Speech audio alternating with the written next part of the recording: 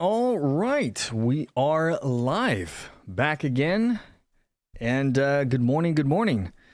And I see, Mary, you're asking, caught my eye, George Soros, what? Well, that's what we're going to get in today, among a couple of other topics. But yeah, so there was a UK Daily Mail update about a smoking gun, a dossier, where it looks like this is the Trump crackdown that's going on against a bunch of NGOs. That looks like the George Soros Foundation may have spent at least $80 million on different groups who have actively engaged in terrorism here in the States. So the feds are essentially suggesting that they have a smoking gun, and they're accusing well, let me step back a bit. Basically, it could end up being he gets in trouble for funding terrorism. And of course, for those who may not know, George Soros, he is the bogeyman of the right. And it's through his foundation, the Open Society Foundations. And I think they have like $30 billion in that network. But anyway, so it could be trouble not just for him, but also for his son. So let's jump right into this. This is the UK Daily Mail. Smoking gun, they write, that could bring down George Soros as damning dossier of evidence is piling up against him is revealed. Progressive billionaire George Soros and his $32 billion Open Society Foundations, or the OSF, are facing the most serious threat in their decades-long history. This comes as the Justice Department drew up plans last week to investigate the liberal funding giant for everything from arson to material support for of terrorism, which, by the way, they could be looking at RICO charges, depending where this goes. So let's see what they got to say. Now, speaking exclusively with the Daily Mail, Ryan Morrow, or whatever, an investigator with the Conservative Capital Research Center, or the CRC, said the evidence against Soros, who is now 95 years old, was already hiding in plain sight. And prosecutors now have the tools to uncover what he called a smoking gun that has yet to be fully discovered. It could be an undisclosed bank transaction, it could be a communication, it could be classified intelligence that just hasn't been shared in the right way, but it's already there. Morrow and his team recently published a bombshell report alleging that Soros-funded foundation has funneled more than $80 million into group links to terrorism and extremist violence. Now, that exhaustive 90-page dossier has already been cited by senior DOJ official Akash Singh as evidence for possible criminal charges. Among the groups named by CRC were the Center for Third World Organizing and its militant partner, the Ruckus Society, which reportedly trained activists in sabotaging during the 2020 George Floyd riots, which would be a problem. These are the violent a-holes that were out there burning down cities, and a lot of people died. There was I think it was over 24 people died during the 2020 George Floyd riots. Now, another recipient, the Sunrise Movement, endorsed the Antifa-linked Stop Cop City campaign in Atlanta, where dozens of activists now face terrorism and racketeering charges. Morrow also alleged that OSF pumped $18 million into the movement for Black Lives Matters, members of which have showed support for Hamas and also tearing down the U.S. and turning us into a communist utopia, and another $2 million into Al-Haq, a Palestinian rights group that critics say supports terrorists, a charge, of course, that the OSF is denying. Let's see. Now, liberal megadonor George Soros and his son and heir, Alex, this is the young man right here behind, facing scrutiny in the DOJ's probe about everything from arson to material support of terrorism. Soros's money has flowed to the Antifa-linked Stop Cop City protests that saw buildings vandalized and Atlanta police vehicles set ablaze. Morrow said that a decision has been made by Soros' group to continue financing organizations linked to foreign terrorist groups and domestic terrorism, even though people know about it. And Morrow is warning that such activity crosses a line. You don't say. That seems rather obvious to me. He said, if I give an organization or individuals money to engage in a crime, I am complicit. Ding, ding, ding. This is why the terrorism label for Antifa was so important. It was setting the stage for a trap by the Trump administration for the Soros organization, for the OSF. Murrow goes on to say that some of these groups are so blatantly engaged in criminal activity that it does step over the line from opinion into actual conspiracy.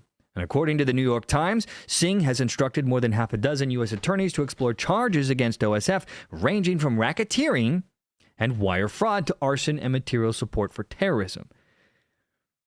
This does not look good for the OSF. The Soros Foundation did not answer requests for comment on Morrow's report, you don't say, but the group has strongly countered the claims raised by the Justice Department probe.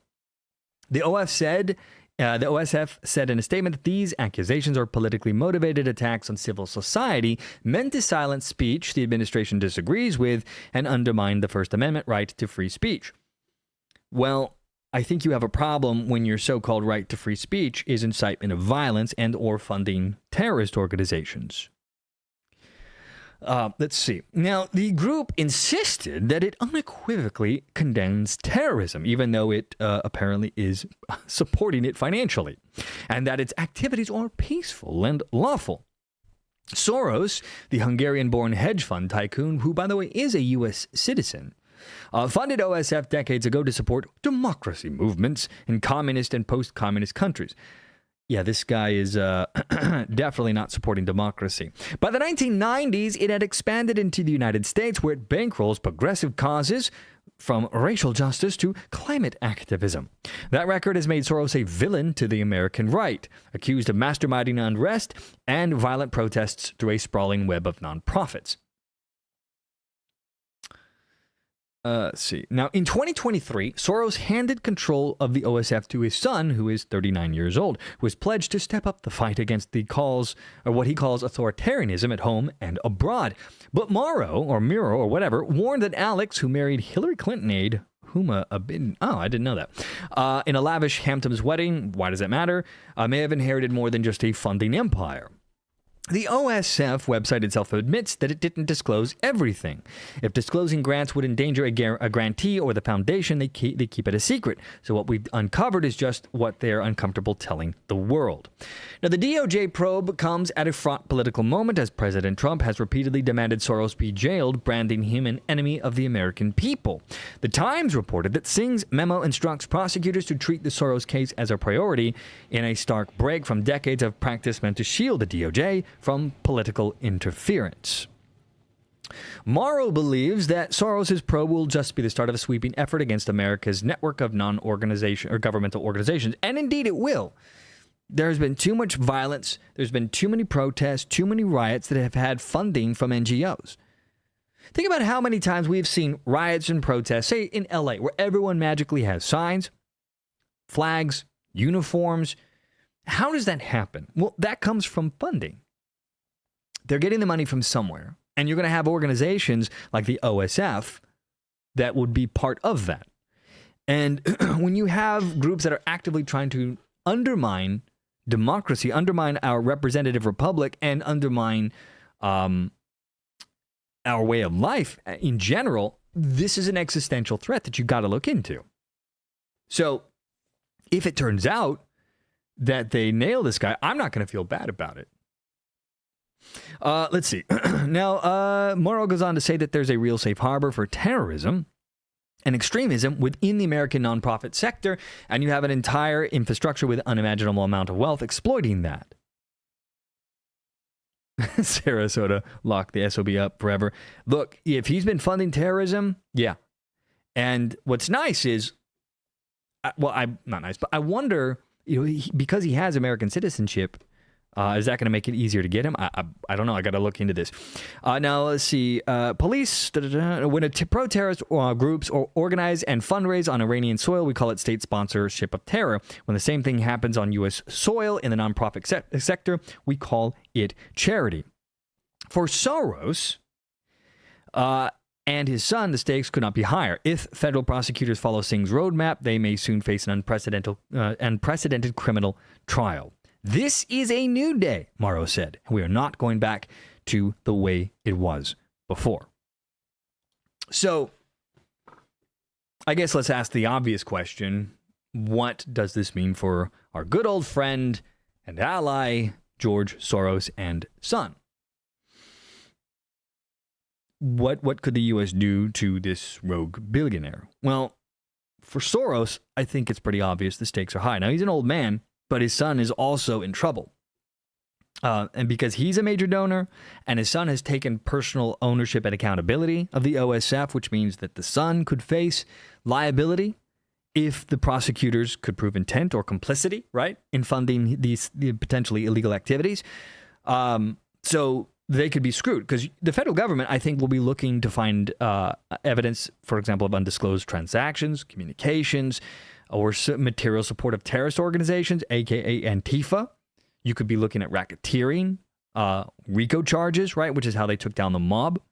So the Soros boys, George and his son Alex, could be in huge trouble. And I wonder how many other groups are funded by other philanthropists, let's just say, around the globe that they could go after as well. This is rather exciting, if you ask me. So I did a brief kind of breakdown before I started the show today. Normally when I do these live streams, they are done completely as reactionary. But I wanted to just kind of take a look at some of the claims from this article. So you had one of the claims here is the DOJ directed U.S. attorneys to so they are where is this here? When I have unprepared notes here, yeah.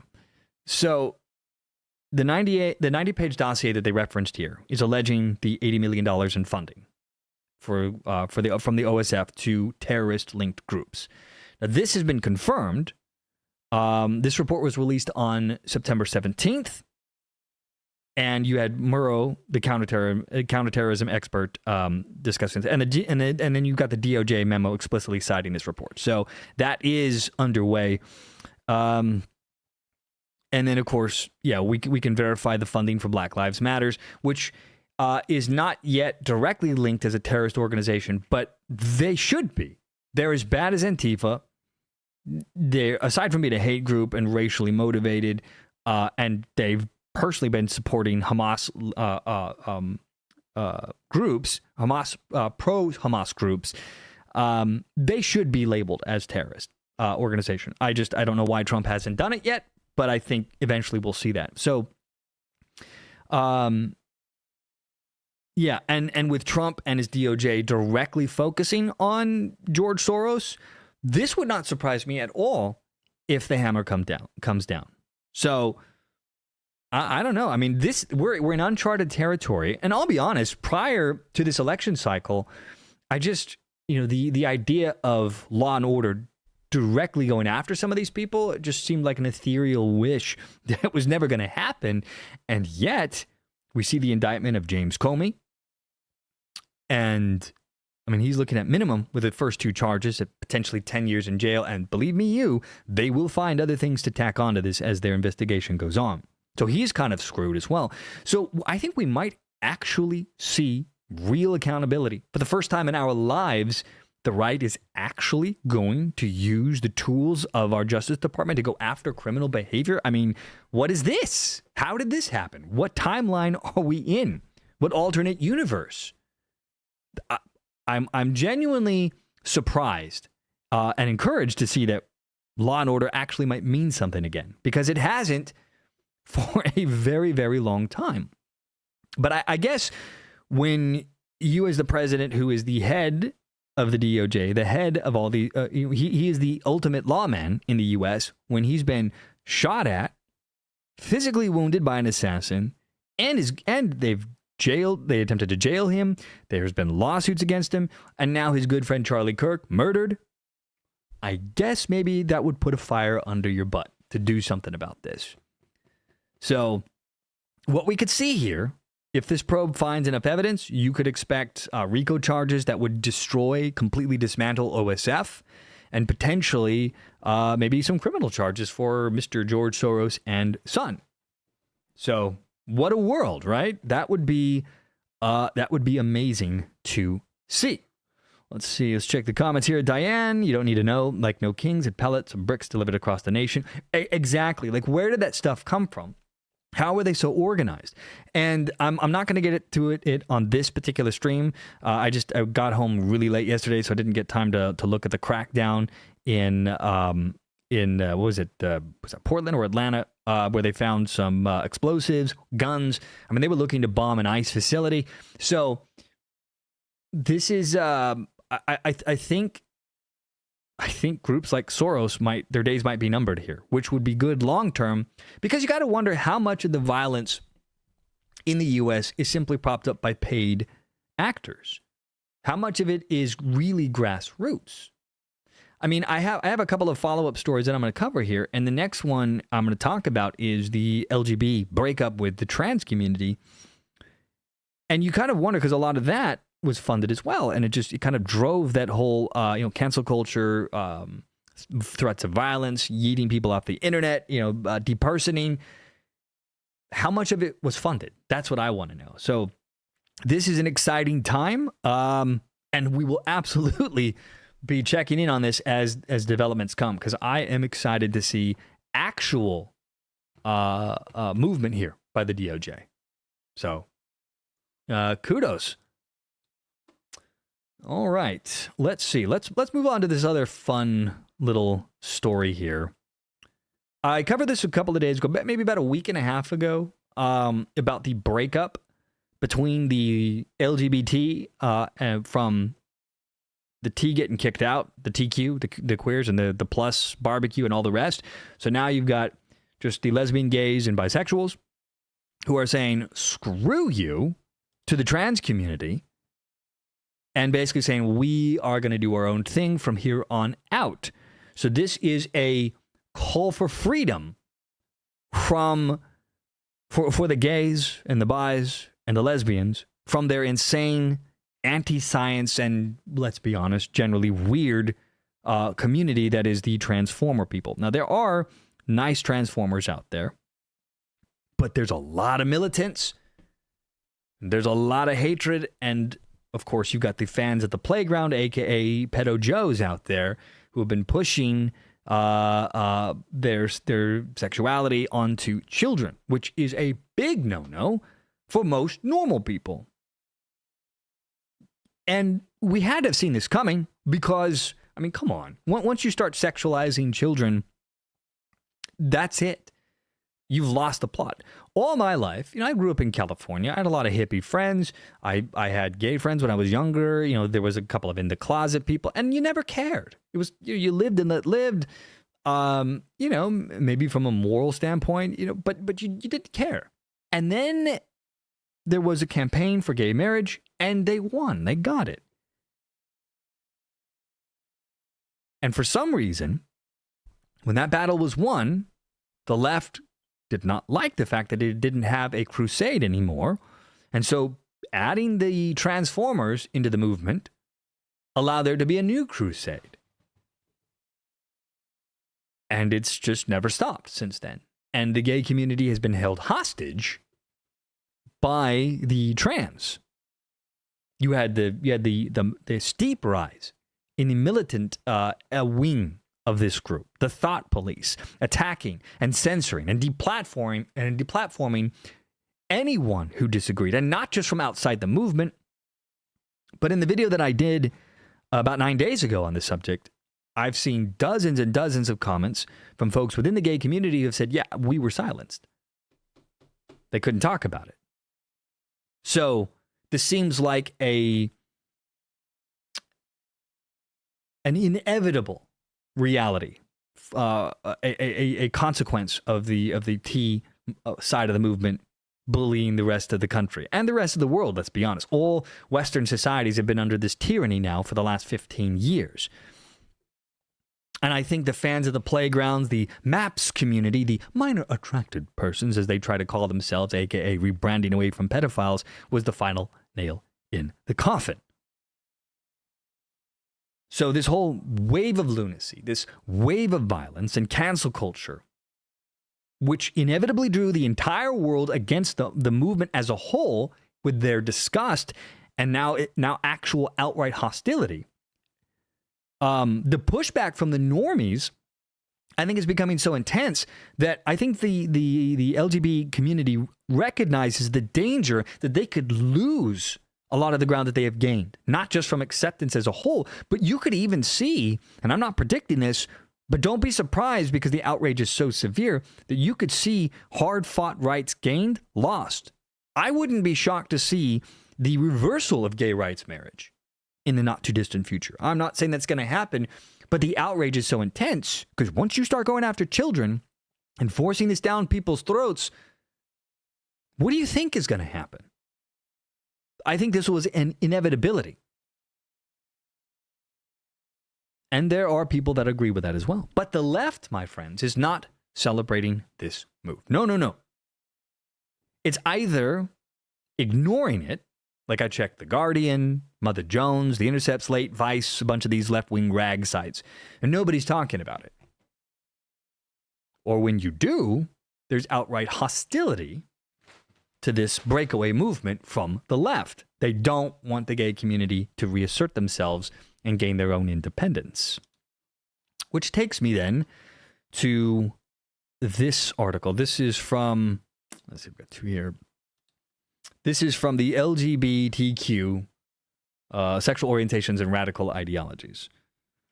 And let's see, let's go down to the pull quote here. Not everyone, they write, supports this move.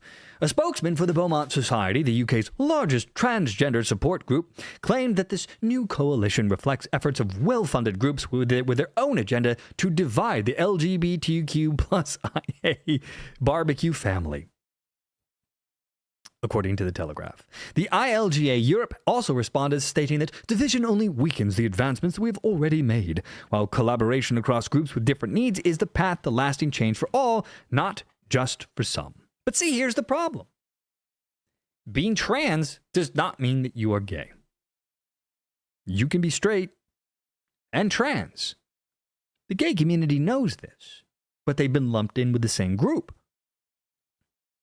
I'm going to reference again the Her app from a couple of years ago, a lesbian dating app, who basically came out and told all of their women on their app that, look, I know you're into women, but you see these trans women, biological men with penises, you better want to date them too because they identify as women, or get the hell out the app. This madness, I mean, this was not pro-gay, not for the good gay community. Now, this is from a Substack article, and this was what the genesis of my desire to talk about this. This is Annie O'Brien, who wanted to talk about the Declaration of Independence for the LGBT community. She says, at long last, it has happened. Lesbian, gay, and bisexual organizations from around the world have launched the LGBT International and formally declared independence from the trans and queer movement, and thank God for that. My own refusal to be tied to a misogynistic, deranged, and increasingly violent trans queer movement has seen me attacked, harassed, blacklisted, and maligned for more than a decade. It is a relief to now see the resistance to the alphabet mafia has gathered serious momentum and is growing too loud to be ignored. And yeah, I mean, these guys, you are also looking at the erasure of women. The idea that we had Democratic politicians who, when asked, what is a woman, would say, I'm not a scientist. I'm a little bit retarded. I don't know. There's a little voice there for you. And it was stupid to watch. It was maddening to watch. People who otherwise should have had functioning brains were sitting there going, I don't know what a woman is. And rights were vanishing. When you see the medical community, who are supposed to be about the science, erasing the word mother to birthing person, you knew there was a problem. Anyway, let's continue with Annie's article. For years, she writes, we've been told that we are stronger together. What that's meant in practice is lesbians and gays being strong-armed out of our own spaces and accused of bigotry for having sexual boundaries. Together has meant sit down, shut up, and pretend sex is negotiable. Remember the whole, we're born this way. This is just the way, it's not a choice, it's just how we're born. Well, the T community and all the terror side was saying, nope, forget everything we've said this whole time. You will be straight if it's a transgender who's pretending to be your gender. It's just so dumb. How do they not think this was going to implode? Anyway, it said, it has meant our funding, our resources, she writes, our organizations have been co-opted for causes nothing to do with us. But no more. The LGB International is about reclaiming what is ours, the movement built by and for people who are same-sex attracted. Our rights were not won on some fuzzy notion of gender identity. They were won with an understanding of the hard reality of biological sex. Something which, by the way, the trans movement is clearly anti-science, which is ironic when you consider that the left has always been trying to bludgeon the right over the head about we need to understand and follow the science, except when it comes to biology. Now, lesbians are women attracted to women. Gay men are men attracted to men, and bisexuals are attracted to both sexes. Simple, clear, non-negotiable. But in recent years, this has been swallowed up by a TQ plus barbecue, free for all, that has replaced clarity with confusion and sex-based rights with a hierarchy where gender identity trumps everything. And it's almost like they, and again, I'm not saying this, it's just a thought that popped in my head, but, if you were trying to take down the movement, this would have been a great way to do that. If you were on the other side that didn't like the LGBT community, let's just insert trans and blow it all up. Of course, I don't think that was the driving force behind it, but man, they were definitely helping that. Anyway, she says, and don't tell me I haven't been warning about this. I have been banging this drum for years. Years ago, I wrote that LGB is fundamentally different to the trans, queer, plus community, and gay rights were won by open debate, not by silencing dissenters. I said plainly that gender ideology was trampling over women and children and the LGB. Let's be absolutely clear about the differences here. The LGB is about sexual orientation based on sex. The TQ plus is about gender identity based on feelings, meaning no reality. Many of us LGBT people want to defend single-sex spaces, protect children from sexualization and medical mutilation. Right. These things don't belong together. Safeguard fair sport, insist on evidence-based healthcare, and hold the line on language and reality. But the TQ plus agenda is to force institutions to elevate self-declared gender above sex, to demand compelled speech, and to treat disagreement as violence. This is part of that wacko lunatic words are violence. It's the same reason why they justify violence. Like when we see the attacks against Charlie Kirk, why were there so many leftists celebrating? Because words equal violence. They were killing us with their words. Apparently they never heard about sticks and stones may hurt my bones, but words will never harm me or something? I don't know. Now these two things, she writes, are not the same movement, and pretending that they are has been a disaster. Yeah, it has. This split isn't about cruelty or exclusion. It is about honesty. LGBT people have distinct needs and interests that cannot and will not be negotiated away. We deserve our own voice at the table without being vetoed by activists who are not same-sex attracted, but who presume to speak over us. There may be some LGBs who disagree, sure, good. I'd rather have an argument than be erased. Which is the whole point of the trans movement. It was simply to bludgeon the world over the head until you simply accepted this radical, weird, anti-humanism movement that has been the trans community.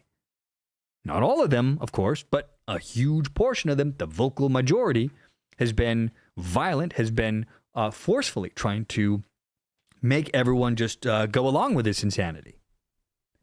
Now, Annie writes, those crying division need to realize the division already happened when they told lesbians to accept males as women. Ding, ding, ding. Remember the Her app? When they accused gay men of bigotry for not wanting sex with females. And when they emptied the word sex of all meaning. We're not creating a split. We're refusing to keep swallowing the poison. I mean, it's good that they're doing it now, but this is 15 years late. The damage has been done. Now, Annie goes on to write, I know plenty of people are sick to death of rainbow washing. You roll your eyes at the rainbow crossings painted on the street, the gay TMs plastered in glitter, and the police marching around in politicized uniforms instead of doing their actual jobs. I get it. None of that nonsense makes life any safer or freer for lesbians, gay men, or bisexuals. It's corporate branding and political virtue signaling dressed up as progress. And by the way, doing those kinds of events, I've always thought was counterintuitive. When I watched... even the pride parades back in the day, it's weird. When you have, you don't see heterosexual parades. if you want to be considered just normal and just part of everyone else, you don't segregate yourself by doing special celebrations because we are a minority community and we need to be, amplified, blah, blah, blah, blah, blah. All that stuff divides. You just, like back in the 90s, there was a desperate effort to, not look at color, for example. Racism, I think, was at the lowest point in the U.S. in the 90s. Growing up, as kids, you didn't even acknowledge color. And again, I'm from California, so there was a lot more diversity there as far as mixed communities. But you didn't even think about it. It was different. Now I know that's not the same case everywhere in the U.S. at the time, but from my personal experience, my anecdotal experience, it was weird if you made a point to segregate, to point out the differences. We were just humans. That kind of thing has been lost with this militant agenda to force everything down everyone's throats. Kale says, read The Naked Communist, a book from World War II that explains communism from close observations of USSR. Betsy says, when they started messing with kids is when I believe they should be jailed. Right. Well, once they started going after kids, once they started doing the whole chop-a-dig-off-of-me or addictomy procedures to little kids, that was the bridge too far. Now, I'll be honest, I think all of those surgeries should be banned. It's mentally ill. It's one thing if you want to pretend to be a woman or a man. If you're not, I don't care. Live your life. But when you reach the point where you believe genuinely that you're something you're not, we have a problem. That you're mentally ill. And if you went to a doctor and you believed you didn't have limbs, you didn't have legs, and you try to convince a doctor to chop off your legs so that you could live your reality, no doctor could do it. They wouldn't do it. But you go in there and say, you know what? I believe I should have a penis now, or I need to chop this off so I can be a female. There's something inherently wrong with all of this. And how the hell did we get to the point where that seemed okay? And I think every parent that allowed their children under the age of 18 to get that kind of surgery should themselves be jailed. And I'm not joking about it. I think they need to be pursued. You mutilated your own child. You destroyed them.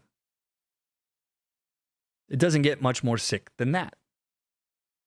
How could you do that? I can't even fathom what goes through the minds of an adult, a parent, who says, you know what, little Johnny, you want to be Sally now? Let's go get it done. Not only are you sterilizing your children, but you're leading them to a life of severe injury, damage, and you'll never be normal again. Even if you try to revert back, you're done. Let's go back to this article. Now, Annie writes, to those who sneer, no one cares you're gay, shut up about it. Understand that we'd love nothing more than to just shut up about it. We'd happily get on with our lives, fall in love, pay our bills, and be left alone like everybody else. Exactly. That was the whole point, to be normalized. But before we can do that, she writes, we have to fight off the poison that's being pumped into our movement by the trans Q industry. We didn't ask for gender ideology to hitch itself to our cause and rot it from the inside. Now, I'm going to add, though, you should have fought back sooner. More people in the gay community should have said something then. There was hardly any pushback in the beginning, even as the militarization of it spread. The pushback now is only happening because the blowback is becoming quite apparent. And I think anyone with a brain in the gay community knows that something needs to be done before it destroys everything that they've gained. And he goes on to write that we didn't ask to be told that same-sex attraction is offensive or that our boundaries are bigotry. This is about clearing out that rot so that our relationship with the wider public can be restored. And good luck with that. The damage has been severe. The damage, I think, has been done. It might take a generation to shift this stuff back. What we actually want is simple. The freedom to live our lives openly, without discrimination, without harassment, and without the threat of violence. We do not need or want a rainbow flag shoved in your face at every turn. We don't need banks and airlines performing allyship. We want equal treatment under the law and a society where being same-sex attracted isn't a liability. That's it. Maybe one day we can make advocacy organizations redundant because society simply treats us as people, which, by the way, will never happen as long as you have advocacy organizations. You want to know why? Because the bureaucracy within those organizations has but one purpose: to keep having a job, to keep having something that gives them a paycheck. If they were to solve the problem, they would all be out of work. The organization would cease to exist. This is the problem, by the way, with the government. This is why when you have the war on poverty, which we've been fighting for over 50 years, every year there has been more poverty than the year before. They never solve anything. Why is that? Well, again, these bureaucrats know that if they fix the problem, then they're out of work. So they're never going to solve the problem. This is why big government is inherently problematic when it gets too big, because they don't want to end themselves. Now, the creation, any rights, of LGBT International and the formal split from the trans-queer juggernaut makes this more possible. For too long, our legitimate goals have been buried under an alphabet soup of demands that have nothing to do with us. When every demand gets rolled together, people rightly see the whole circus as a cultural power grab rather than a fight for basic fairness. By drawing a clear line, we can get back to what matters: protecting same-sex attracted people from real harm without asking the world to repaint itself in rainbows. We can all guess how this will play out in New Zealand. The media will either ignore it entirely or they will frame it as an LGBT International as some kind of hate group. Those are the only two modes of coverage we get. It's either silence or smear. When a movement emerges that challenges the orthodoxy of the LGBTQ plus barbecue, most journalists don't see a story about same-sex attracted people reclaiming their voice. Instead, they see a threat to the tidy narrative they've invested years in. So rather than ask why lesbian, gay men, and bisexuals feel compelled to break away, they'll slap on the controversial label and hunt for a way to link us to bigotry. Well, welcome to everyone on the right. It's the same sad song and dance. It's easier to demonize, she writes, than to deal with the uncomfortable truth that gender ideology has corrupted what was once a successful human rights movement. And remember, most of these journalists and editors are heterosexuals. We've seen it before. Stuff churns out rainbow puff pieces by the dozen while ignoring the real-world consequences of policy on women and children.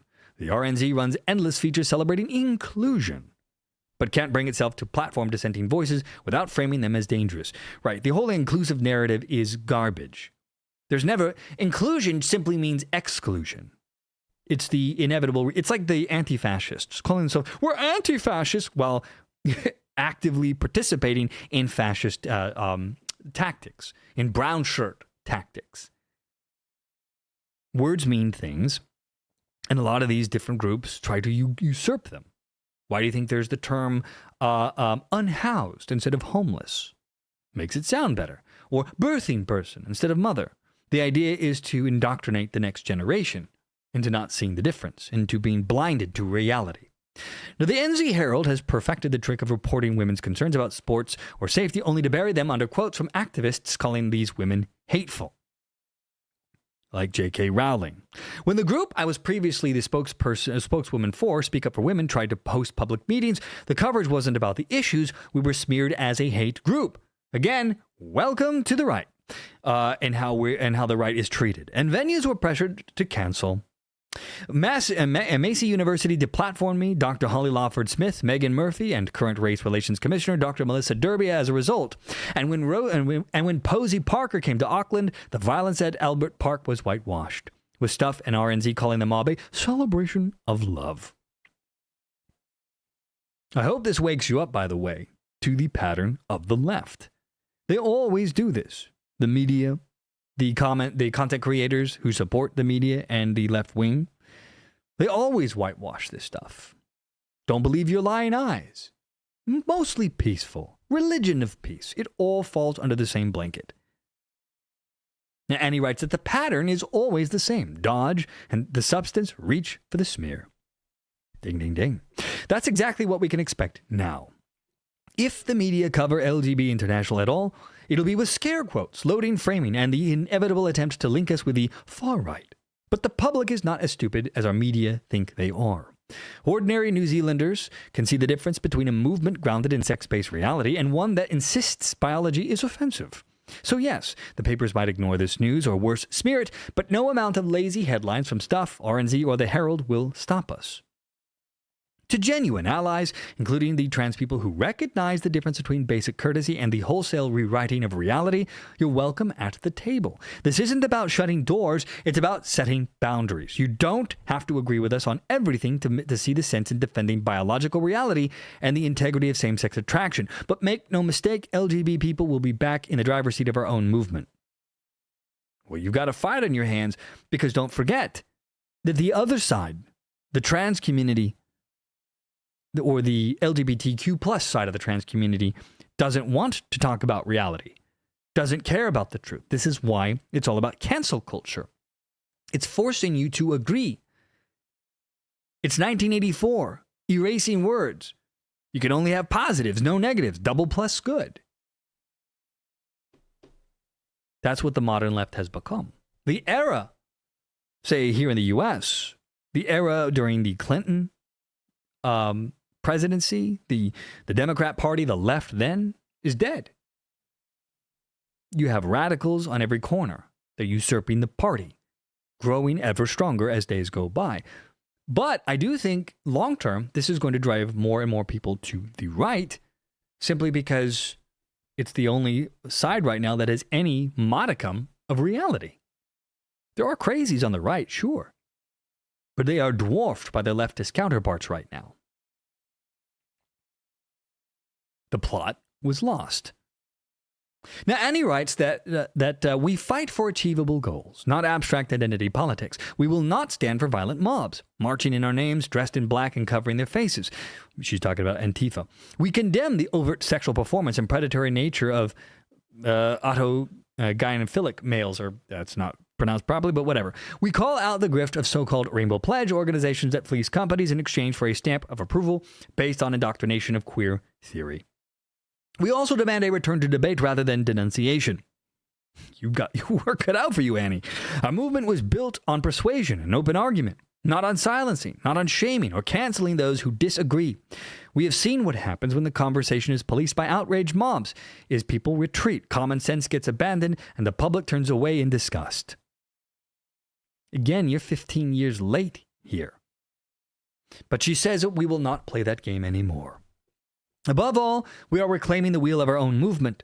For too long, the LGBT people have been passengers on a bus driven by activists who do not share our destination, who have steered us straight towards a cliff.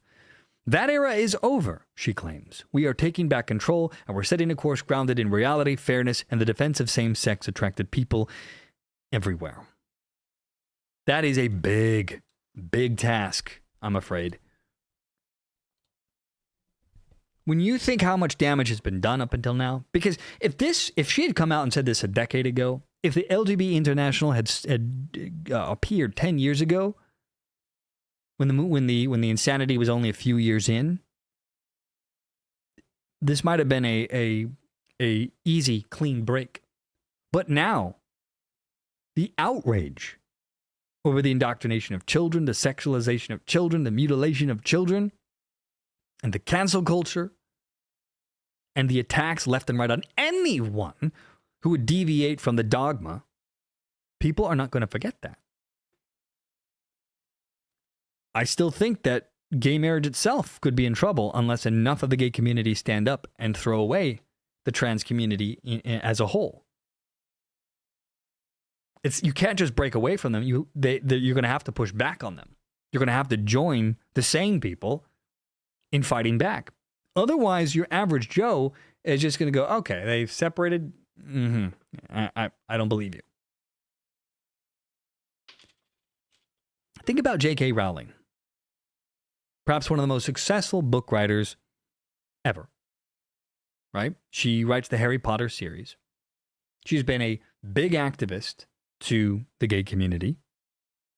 But when she said women's spaces for women, I don't believe in trans lunacy, they wanted her dead. They wanted her canceled. They wanted her removed. The actors that she helped make famous attacked her. I'm not going to get into it here. I'm going to cover it on my alt channel, Topical Umbrella, later today. But you've got Emma Watson, who smeared the hell out of J.K. Rowling, a.k.a. Hermione, is now trying to give overtures to try and make amends, and J.K. Rowling's like, go F yourself. I'm paraphrasing, of course. But the damage has been done. And I don't know how you repair it, at least in the short term, outside of actively joining the sane people and going after the trans community who are trying to push their identity on everybody else. If they don't do that, I don't know. I don't know how you're really going to fix all of this. Trans race. Yeah. Well, I mean, we've already seen, was it Rachel Dolezal, who pretended to be black and even convinced a bunch of people that she was? That's already happened. Let's see. This crazy lady. Completely white, but told everyone she was black. Colored her skin to fit in. This was a whole scandal. This was like 7-8 years ago. So, yeah, that's already there. A homunculus 07. So, yeah. So good luck for LGBT independence. There is a road ahead if you're going to make any headway here. Now, I have one more story I just want to briefly touch on before we call the stream to a close. This is about Jimmy the Bimmy, Kimmel. And there was this whole big hullabaloo on the left celebrating not only his return from cancellation or suspension, but his massive boost in numbers. But what had to be inevitable to anyone who was paying attention that these numbers were not going to stay. People were only going to be curious about him to see what he would do. Would he apologize? Would he be an a-hole? What was the outcome of all of this?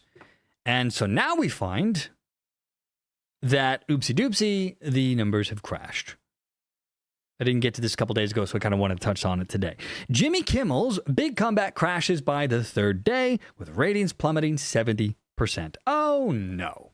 Late night host Jimmy Kimmel's comeback was embarrassingly short-lived. Since his return to the airwaves, Kimmel has enjoyed a significant boost in support from radical leftists, I added the radical part, who wanted to stick it to the Republicans. And on Tuesday, he saw, Jimmy, a record of 6.3 million average viewers, many of whom undoubtedly turned in to see what he would say about his suspension.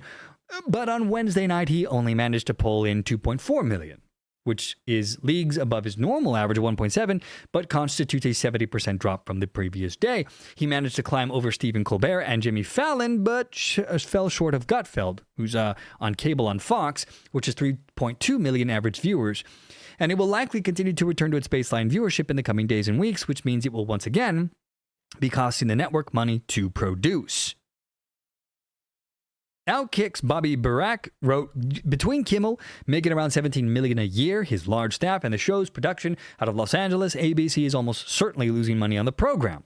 For comparison, CBS is losing around $40 million per year by producing Stephen Colbert's competing late-night program, which draws 30% more viewer than Kimmel's. They spend way too much money on this stuff. It's like Hollywood right now, overspending on every one of their films, which is why they're losing money hand over fist. Anyway, American Wire goes on to write that, but as Kimmel's contract approaches its end, ABC will be stuck between the options of resigning him so they don't risk angering the left-wing mob or cutting him off to help stem the loss of their money, Barack predicts. And by the way, I think the only reason, this is just my personal opinion here, I think the only reason why his suspension ended as quickly as it did is there were death threats at some of the ABC affiliates. The radical left at it again. Now, X users reacted to the shocking dip in viewership. You had some guy named Chris who said, this is why Sinclair Next Star put him back on. They figured they'd take the high road and just have him fail on his own.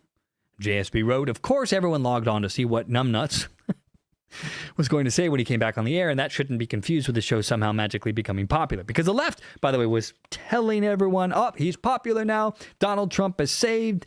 Jimmy the Bimmy Kimmel, it's great. Everything's good. But no. Thor Odinson wrote, yep, people stopped to see the car crash for a minute, but then kept driving. And let's be honest, that's because Jimmy Kimmel is boring.